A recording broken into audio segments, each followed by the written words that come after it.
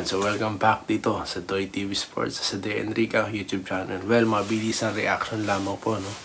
Dahil nga napuwersa ng Meralco ang serye dyan po, papunta ng Batangas para sa Game 7. Ayan.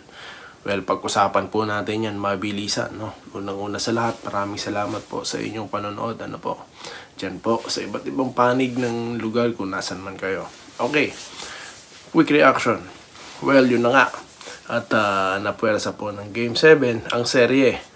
Well, alam ko, natutuwa, no? Ang ilang mga kababayan natin dyan sa Batangas, no? Mga Batanggenyo, kung saan masasaksiyan nyo, no? Ang winner take all, no? Game 7 ng Bakbakang Barangay Ginebra at ng Meralco Bolts.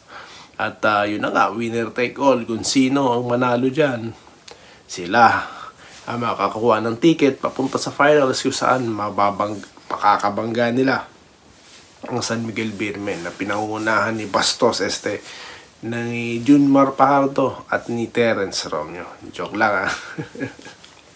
Okay, so yun na nga. Kasi nga, nakita naman natin yung total display, no, ng magandang execution ng play ng Meralco. So, paanong magandang execution? Kasi nga, ang Barangay Ginebra, malaki, no? Kaya ang ginawa nila, ang design ng play nila is to push the ball, no? Napakaraming beses natin nakita na talagang nag-initiate itong si Banchero, no?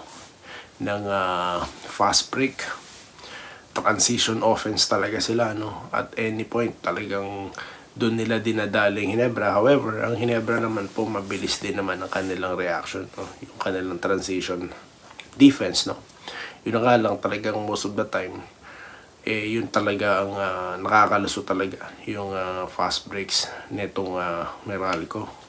At nakita naman natin itong Quinto, no? Napaka-consistent sa early minutes of the game. Talagang nagpakawala ng mga ilang 3-point shot, ano? Pwede siguro to sa Gilas, no? Kumpiyansado, buong loob, di ba? Talagang sumasalaksak pa, no? Hindi alintana ang dalawang twin tower ng Ginebra, no? Na si Japet at itong si Stan Hardinger. At yan po naging istorya ng laro, no? At nakita naman natin, tulad po ng ating laging nababanggit dito, no? Na talagang hindi papayag ang Meralco basta-basta, no? Talagang papalag sila, no? Sa pangunguna rin, of course, ng Gilas player na itong si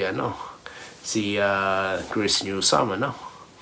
At Banjero, nabanggit natin kanina, no? Si Alain Maliksi, no? Na dating taga-barangay. Biruin mo yan. At maganda po ang play ng Meralco dahil nakita naman natin lahat po nakakahawak ng bola, nabibigyan ng chance, no? Para talagang makascore, makapag-contribute, no, sa kanilang team. At yun nating napansin dito. Parang nga nangyari sa kanila, small ball lineup, but solid, no?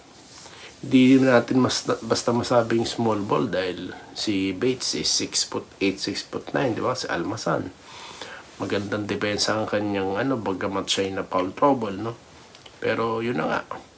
Talagang total display of domination po ang ginawa ng Meralco Bolts para makapuwersa ng Game 7, ano?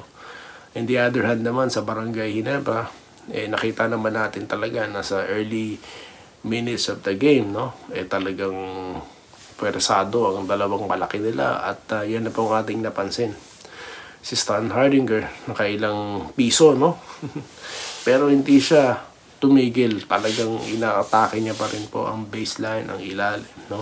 Ganun din po si Japet. Bagay na napansin ko na iyan po ang malaking improvement, no? Bagamat si Japet, tumatanda, nagiging veterano, pero yung kanyang post-game nag-improve kasi hindi, kung naalala niya po si Japet nung kanyang early days sa PBA, hindi po ganyan Yes, dumadaktak po siya, pero yung talagang talaga aggressive sa low post play, hindi po kaya talagang maganda panoorin ng aggressiveness ng dalawang malaki ng Ginebra, no? At saan sila nagkulang dito? Well, yung depensa lang dito kay Quinto, no? Kasi kahit ano pong ganda ng inyong opensa, kung hindi nyo po mapipigilan yung talagang consistent scorer ng kalaban, talaga pong mahihirapan kayo, no? Talagang ito yung magiging butas, no, ng kalaban sa inyo. At sa early minutes ng laro, talagang si Quinto talagang nagpapaulan ng tres, no? Consistent. Kaya maganda siguro sa next game i-check na ito ni Coach Tim ko, no?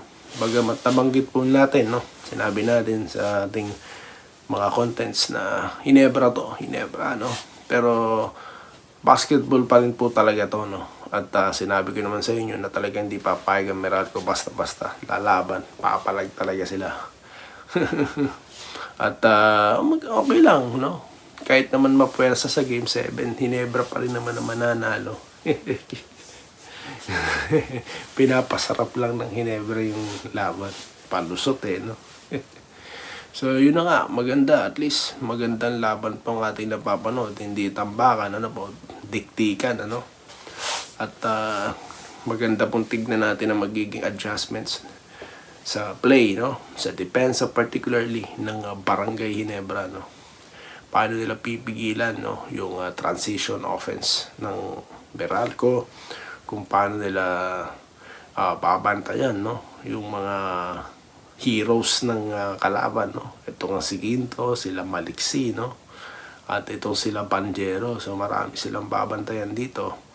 At nagkakaroon nga ng parang mismatches kasi nga ang laro ng mga ito parang ini-stretch nila yung floor, no? At yun naman po talaga ginagawa ng mga small ball lineup. Talagang kukunin nila yung advantage, no, against big mans or big players ng kalaban. At napakaganda po in-exploit ng husto yan ng Meralco, no? So alam ko nakita na yan ng Grand Slam coach, veteranong coach na si Coach Tim Cone. Kaya napakaganda pong abangan natin yung magiging adjustment niya, no? At ng buong coaching staff ng Ginebra. Well, bago po ang tip-off na yan, magko-content na naman po tayo. At yun na nga, yung play na sinabi ko, nakita nyo naman, talaga namang yun pa rin ang ginagamit ng Ginebra, no? Sa susunod, pag-usapan natin what will be the adjustments, no? Pagamat nabanggit na natin dito yung ilan, more detail po sa susunod na content, no? Bago tayo pumunta dyan sa Batangas. At maraming salamat, at yan lamang po ang ating napag-usapan ngayon. At magkikita-kita po tayo sa susunod na content dito lamang sa Day Enrica at Doy TV Sports. Muli, maraming salamat sa inyong panonood. Salamat po sa panonood. Subscribe na para sa mga susunod na basketball at boxing videos.